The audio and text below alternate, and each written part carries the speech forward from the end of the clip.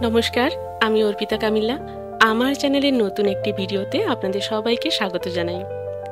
Social মিডিয়ায় এখন বহুল জনপ্রিয় শব্দ হচ্ছে বং। দাবং এই, দাবং সেই, দাবং উমুক। আচ্ছা, এই বং শব্দের অর্থ কি? বং শব্দটা এলোই বা কোথা থেকে? সব জানবো।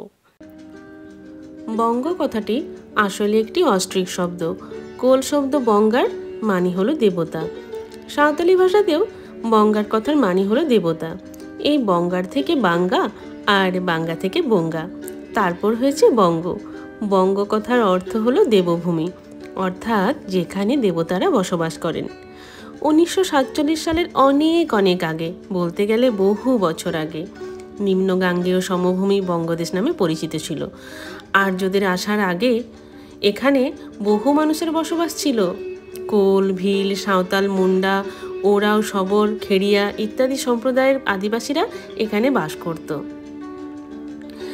আর এদেরকে অস্ট্রিক বা দ্রাবিড় গোষ্ঠীর বলে অনুমান করা হয়।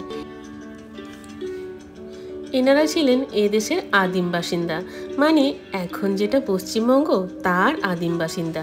তথাকথিতভাবে এদের অনার্য বলে আখ্যায়িত করা হয়।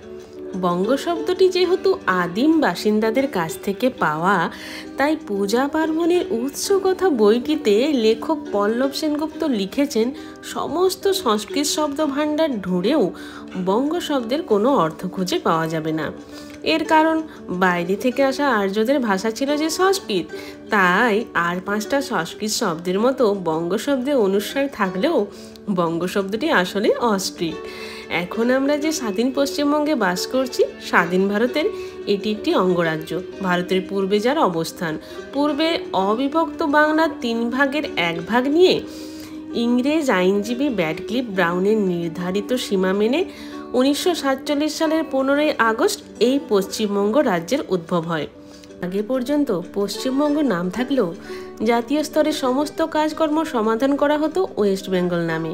2011 সালে এই ওয়েস্ট বেঙ্গল নাম পাল্টে রাখা হলো পশ্চিমবঙ্গ। আদিম যুগ থেকে এখনও বয়ে চলেছে গঙ্গা।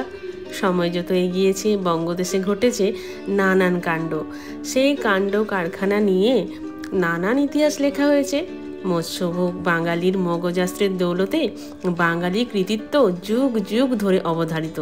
কোল, ভিল, সাঁওতাল, মুন্ডা, ওরাও, শবর, খেড়িয়া ইত্যাদি সম্প্রদায়ের আদিবাসীদের আদিম জিন বর্তমানে সবার সাথে মিলেমিশে একাকার।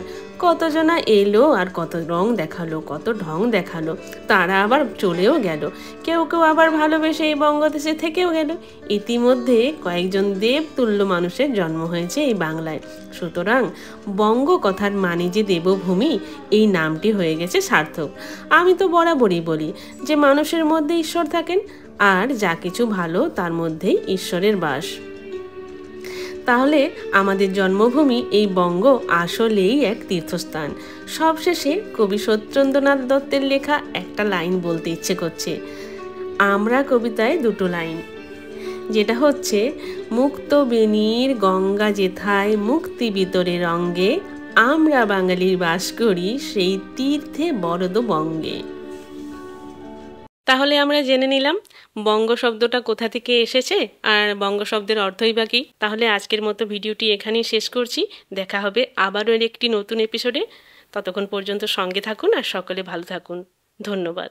দেখতে থাকুন, সঙ্গে থাকুন অর্পিতা কামিলা ক্লাসিক সহজ বৃত্তান্তে।